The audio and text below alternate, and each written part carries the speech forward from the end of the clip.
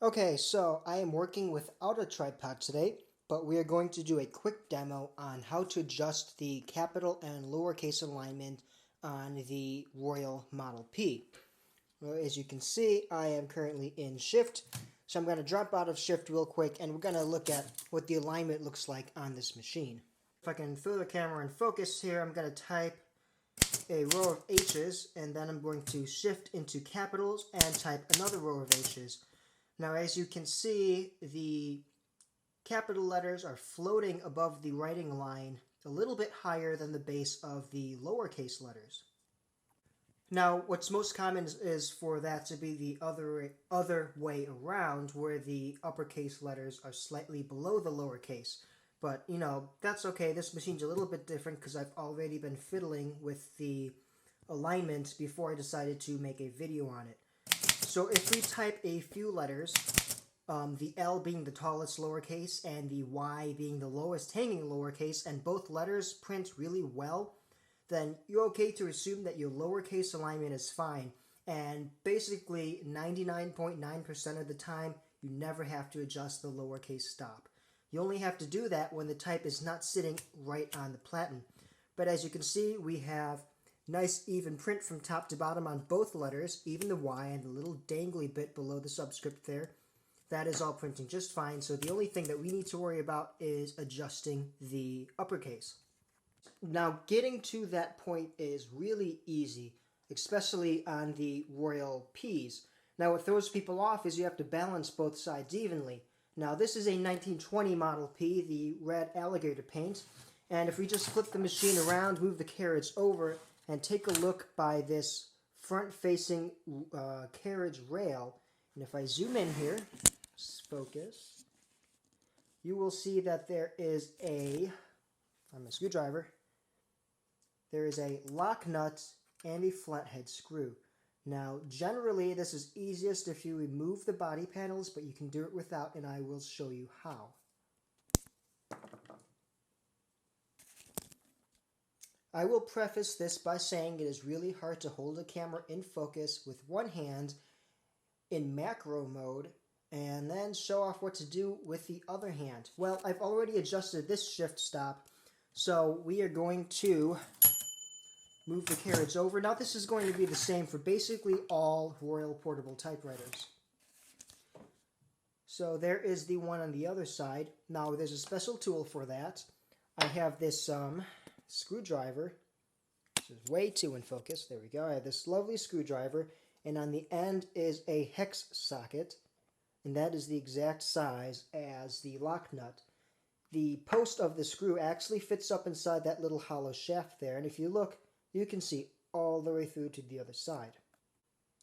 And here's a closer look at that. So basically all I need to do is move the machine into shift lock, take that special lock nut tool, and loosen the lock nut. After I've done that, if I can find it, take your screwdriver and make the adjustments for where the shift stop needs to be. Now sometimes it is helpful to have a secondary screwdriver that you can use to hold that in place as you make this adjustment. I'm gonna shut up now so I can focus. Oh, shit. There we go. It's a little bit rusty, so it binds up a little bit. There we go. Okay. Once you have made some sort of headway on an adjustment and it didn't look as horrible as mine, just flip the machine around, do a quick type test, and see where you are from there. So we are going to drop out of caps, type another row of H's, into caps again, type a couple more H's, and you can see that we are a little bit closer. Actually, I overshot it. We are now dangling a little bit lower than before.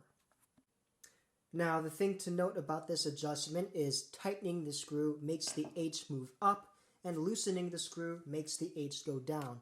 So all I need to do now is tighten this just a little bit, probably there, and do another double check.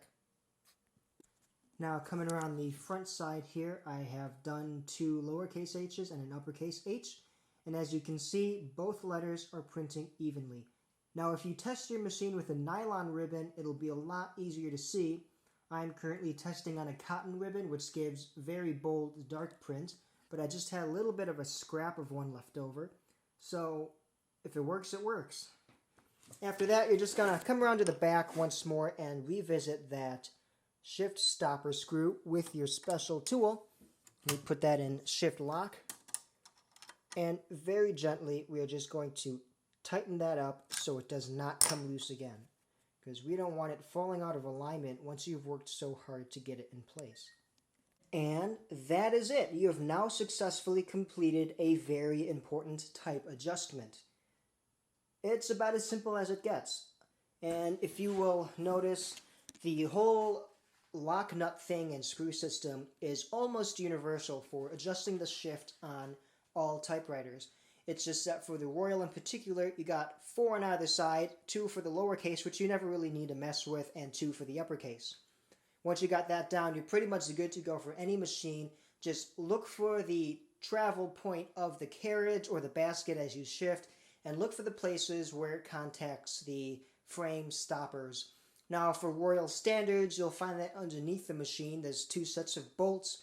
For the Underwood number 5s, you'll find that actually inside the carriage frame, somewhere around over in the corners.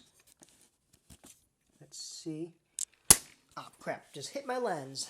But yeah, for most Royal portables, it's going to be in pretty much the exact same place. So, that's how you do it. Maybe next time I'll bring my tripod down here and not try and do this like an idiot.